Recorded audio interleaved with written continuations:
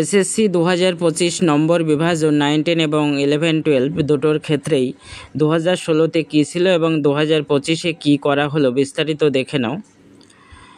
লিখিত পরীক্ষা 2025-এ করা হয়েছে 60 নম্বর এবং 2016তে ছিল সেটা 55 নম্বরের।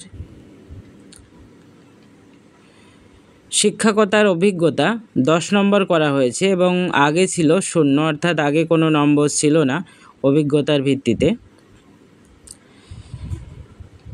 পরবর্তী শিক্ষাগত যোগ্যতা 10 নম্বর, আগে ছিল যেটা 35 নম্বর, এখানে কিন্তু অনেক পরিবর্তন করা হয়েছে। এবং পরবর্তী ইন্টারভিউ 10 নম্বর এবং আগে ছিল এটা 10 নম্বর, অর্থাৎ এখানে কিন্তু পরিবর্তন হয়নি। নতুন জিনিস যেটা অ্যাড হয়েছে লেকচার ডেমো 10 নম্বর করা হয়েছে, এটা আগে ছিল 0, অর্থাৎ 2016তে কিন্তু ডেমোতে কোনো নাম্বার ছিল না।